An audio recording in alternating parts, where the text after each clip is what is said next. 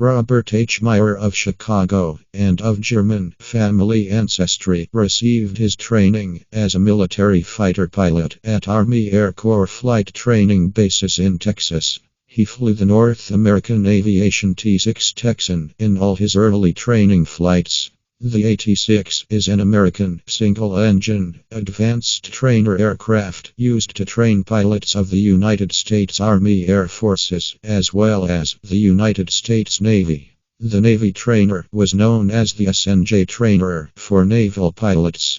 The AT-6 was used by the Royal Air Force and other air forces of the British Commonwealth during World War II. During later stages of his flight training in the AT-6, he suffered internal air damage during a rapid descent exercise from high altitude. That flight injury disqualified him for duty as a fighter pilot and afforded the opportunity to fly C-47 transport aircraft and glider aircraft for the war effort.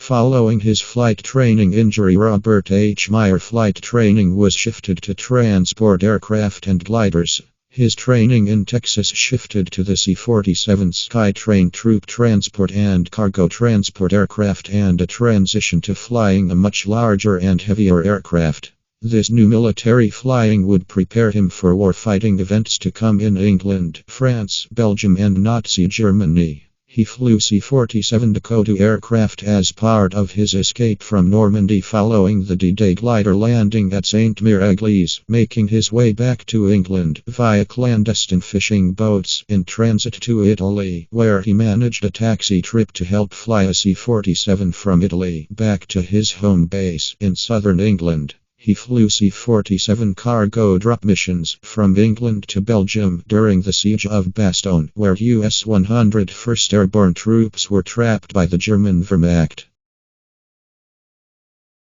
Robert H. Meyer flight training in Texas continued with a move to include glider pilot training. It was voluntary training only, and he made the choice to train for flying gliders towed behind C-47 Dakotas by a 300-foot rope. The rope fitted with a detachment lock mechanism that is activated by the glider pilot.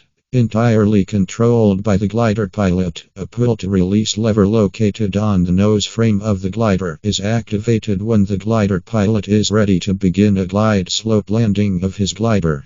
This choice for glider pilot training would lead to many adventures for Robert H. Meyer in Europe.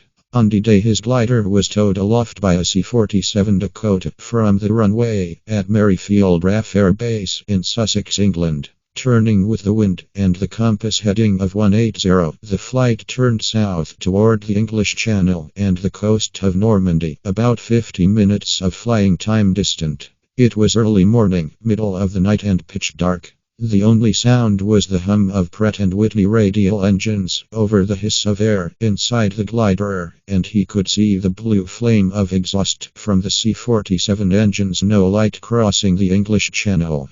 Over St. Mire-Église, he pulled the tow release lever on approach to the target landing area, and with his cargo of 13 airborne troops strapped in harness in back, he made a perfectly intact glider landing in a vineyard, a chosen last-minute landing site. Once his troops exit the glider, pilot and co-pilot are on their own to find their way in the dark back to friendly lines, and on their own to get back to the glider base in Sussex, England. If they survive all of this, they get to go on another glider mission. Robert H. Meyer was a young lieutenant in the 441st Troop Carrier Group, based at the Royal Air Force Merrifield Air Base in Sussex, England. The 441st Troop Carrier Group took part in the D-Day landings at Normandy, the invasion of the south of France, Operation Market Garden in the Netherlands, the Battle of the Bulge in Belgium, and the crossing of the Rhine River in Germany. On D-Day, June 6, 1944, the group dropped paratroops from the 101st Airborne Division near Cherbourg and St. Mire-Église and towed gliders full of reinforcements to the same area.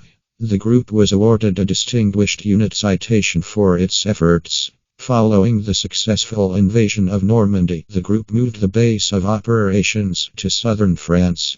On 17 September, it dropped troops from the 82nd and 101st Airborne Divisions to Nijmegen, and on 18 and 23 September towed gliders full of reinforcements to the same area, as part of Operation Market Garden.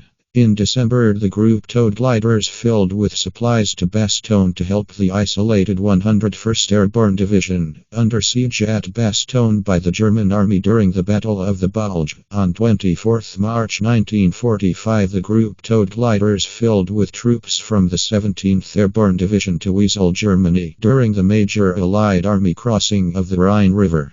After the crossing of the Rhine, the group flew fuel, loaded in barrels, on gliders to keep General George Patton's tanks fueled and moving with the advancing Allied troops on German soil. Off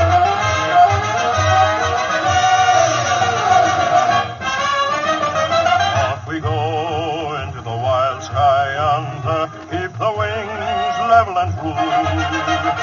If you live to be a gray-haired wonder, keep the nose out of the blue.